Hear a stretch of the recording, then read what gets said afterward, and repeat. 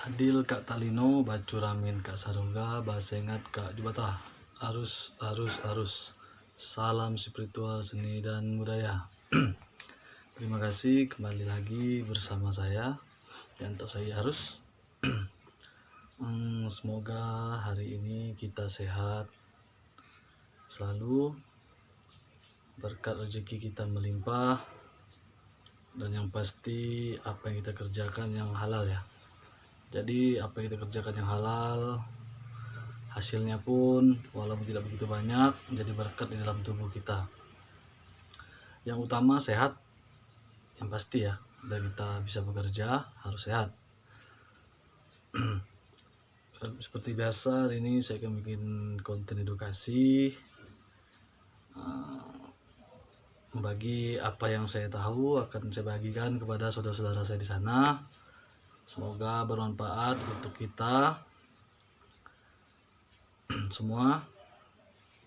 Dan di sini saya juga ingin menyampaikan, saya di sini juga membuka praktik pengobatan non medis ya, sudah santet, guna-guna, dan juga pembersihan tempat usaha, rumah, pelaris, dan lain-lain. Saya tidak melayani santet ya, karena saya bukan berprofesi sebagai itu. Saya hanya melayani pengobatan, karena ada yang chat di nomor WA saya menanyakan, abang bisa nyantet ya? Saya bilang saya tidak bisa nyantet. Bukan tidak bisa, saya tidak mau menyantet. Karena jiwa saya pengennya menolong orang yang sakit. Kalau untuk menyantet saya tidak.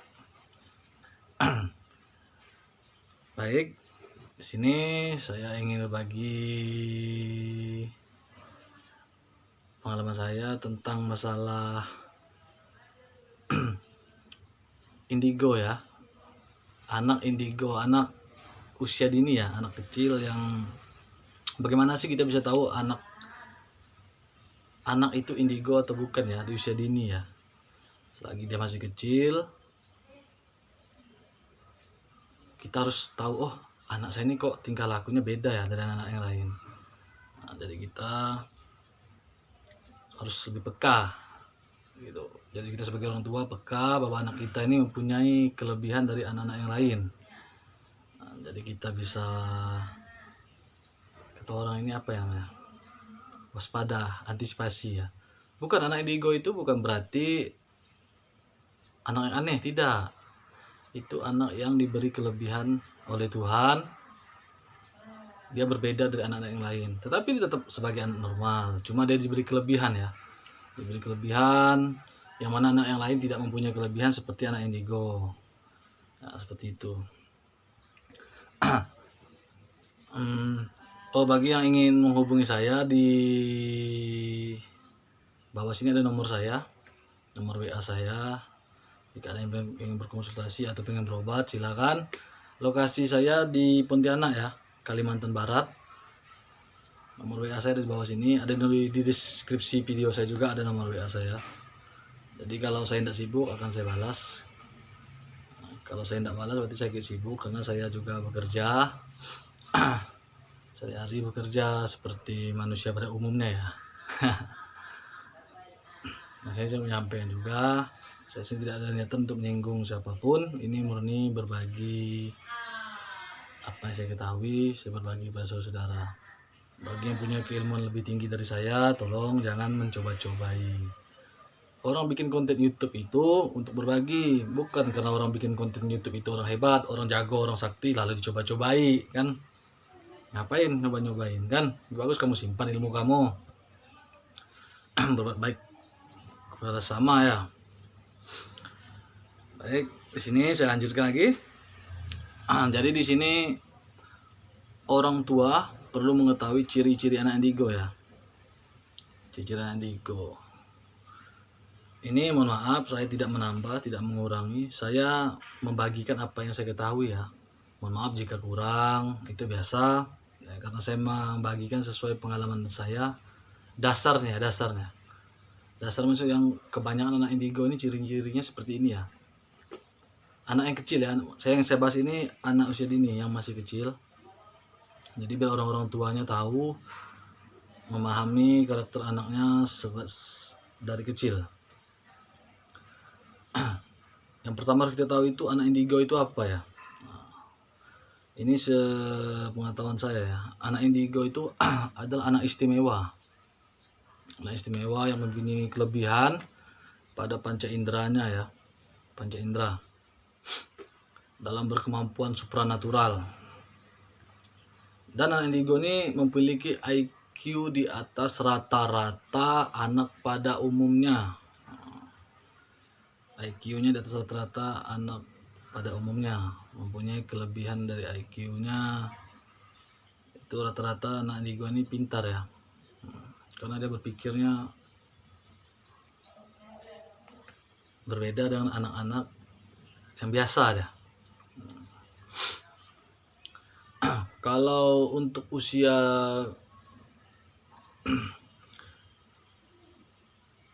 rata-rata umur 3 tahun. Nah, umur 3 tahunan lebih sedikit ya. 3 tahun lebih itu sudah bisa terbaca itu anak itu mempunyai keindigoan. Biasa umur 3 tahun ke atas itu sudah terbaca dari gerak-gerik kesehariannya.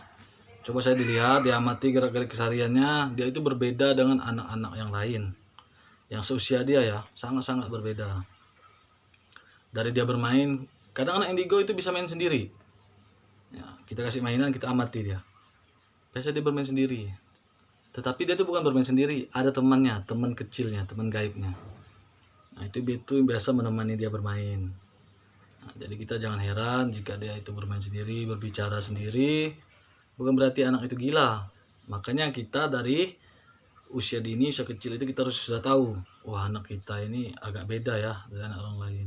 Nah ini akan saya bagikan. Yang pertama, tatapan matanya lebih tajam saat melihat dimensi lain. Jadi kalau misalnya biasa kan anak-anak kecil ini kan kalau melihat sesuatu itu kan, apalagi dekat maghrib atau malam ya, dia melihat gini, tatapnya tajam. Pasti dia bilang orang tua, mama, pa, dedek ada lihat ini katanya. Nah, kita biasa di orang tua ini kan terkejut biasa, lihat apa? Itu dedek ada lihat itu katanya. Jadi tatapan itu sangat tajam. Dia melihat dimensi lain itu langsung, wah itu lihat gitu. Cuma biasa orang tua itu kan cuek kan, apa dedek nih. Nah, itu sebenarnya tanda-tanda anak itu indigo sebenarnya, mempunyai kelebihan. Jadi kita sebagai orang tua harus melihat itu dari segi positif ya, jangan dilihat dari segi negatif, bilang aduh aneh anak aku nih, dan jangan gila anak aku nih. Tidak usah, kita tidak boleh berpikir itu, karena memang anak itu masing-masing diberi kelebihan oleh Tuhan. Jadi kita tidak bisa merubah takdir. Yang bisa kita sebagai orang tua itu menjalankan dan menuntun dia ke jalannya. Terus yang kedua, susah tidur. Susah tidur itu karena keistimewaannya tadi itu, dia bisa mendengar, bisa melihat sesuatu yang gaib. Jadi anak indigo itu rata-rata tidur udah tengah malam, jam 12, jam 1.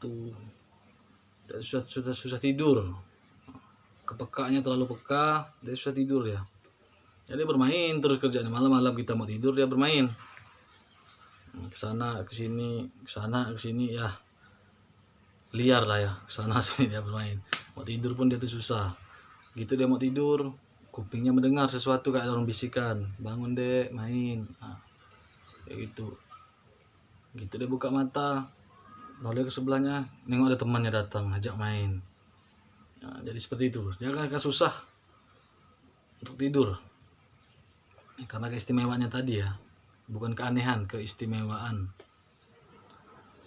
Nah, yang berikutnya ketiga, kemampuan telepati. Nah, kemampuan telepati itu untuk membaca pikiran orang lain. Jadi dari kecil itu sebenarnya dia sudah bisa kemampuan telepatinya itu. Kok dia ini mandang kita, dia itu tahu apa yang kita pikirkan sebenarnya. Cuma ya karena anak sedini ya, dia pun telepatinya ya sebatas dia karena masih kecil. Tapi di usia dini itu dia sudah bisa telepati itu. Dia tahu orang tuanya nih mau ngapa gitu, dia tahu sebenarnya. Jadi kita jangan heran kalau dia itu bisa membaca pikiran kita. Nah, itulah salah satu kelebihan yang diberikan Tuhan kepada anak indigo. Terus keempat, memiliki emosi yang berubah-ubah dan sensitif. Nah itu, kalau anak indigo anak kecil itu coba dia lagi main, kita ganggu, dia itu marah kayak apa itu, pasti marah dia. Pokok kesenangannya tidak boleh terganggu. Dia mau ngapa itu tidak boleh terganggu. Kalau kita ganggu dia akan marah, sensitifnya tinggi. Dan dia lebih keras, kerampak ya bahasa kita, keras. Dia maunya menang sendiri lah seperti itu. Jadi emang sensitif, emosinya berubah, mudah merajuk kata orang kita ya. Udah dapat dia bilang merajuk. Ya, seperti itu dia.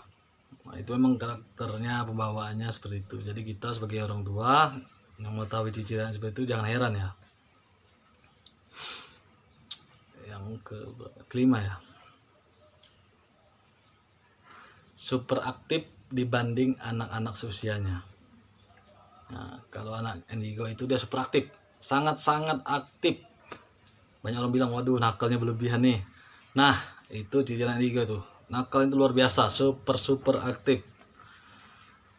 Pokoknya kita nih geleng kepala lah sebagai orang tua kalau lihat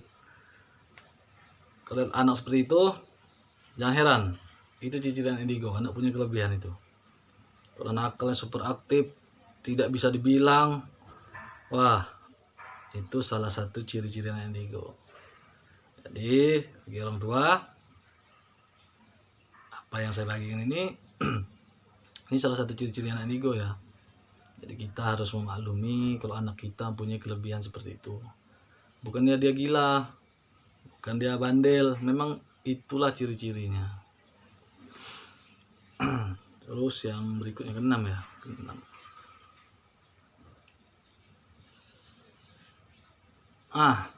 Dia ini memiliki jiwa yang lebih dewasa dari teman-teman seusianya.